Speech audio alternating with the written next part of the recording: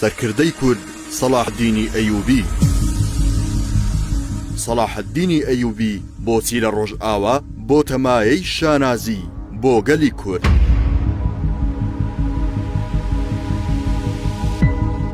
صلاح الدینی ئەیوبی یەکێک لەو کەسایەتیە سەربازیە دەگمەنانەی ناوجیهانی ئیسلامی کە لەلایەن نووسەرانی جیهانی ڕۆژئاوا وەک سەرکردەیەکی گەورەی مرۆڤایەتی بۆی دەڕوانن.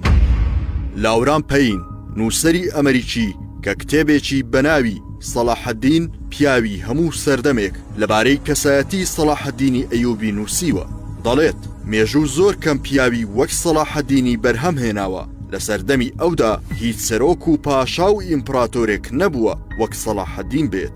تەنانەت ئیسلام لە دوای مردنی صلاح الدینەوە هەتا ئێستا پیاوێکی دیکەی وەک ئەوی بەرهەم نەهێناوەتەوە.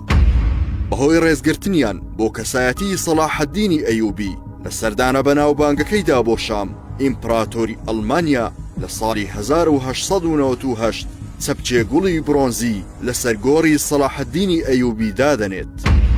هەروەها بۆ ڕێزدانان لە کەسایەتی صلاح الدینی ئەیوبی جێگیڤارا کە بۆتە ئایکۆنی شۆڕژگێڕی لە ساڵی 1959 لە دیمەشق سەردانی گۆڕی صلاح الدین دەکات. دکتۆر عیزەدین مستەفا ڕەسوڵ دەجێڕێتەوە کاتێک چۆتە لەندەن، لەوێ لە مامۆستا ئیبراهیم ئەحمەدی پرسیوە کە ئایا بەهۆی صلاح الدینی ئەیوبیە کە ئینگلیز و خۆر ئاوا پشتیوانی لە کورد ناکەن؟ ئەویش لە وەڵامدا گوتوویەتی نەخێر، نەک هەر ڕقیان لە صلاح الدین نییە، بەڵکو خۆشیشیان دەوێت وەک سەرکردەیەکی گەورەی مرۆڤایەتی لە بەردوو هۆکار. یەکەم، صلاح الدینی ئەیوبی دیلی نەکوشتووە و لێبوردە و میهرەبان بووە. دووەم، لە گەرمەی جەنگدا کە ریچارد قەلب ئەسەد فەرماندەی سوپای خاچپەرستان نەخۆشکەوتووە، لەم کاتەدا صلاح الدین پزیشکی تایبەتی خۆی بۆ ناردووە.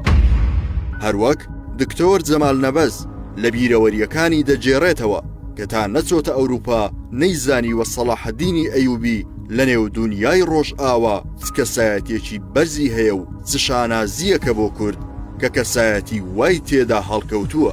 بۆیە دکتۆر جەمال نەبەز لە ڕەخنەکانی خۆی لەسەر کەسایەتی ناوبراو پەشیمان دەبێتەوە.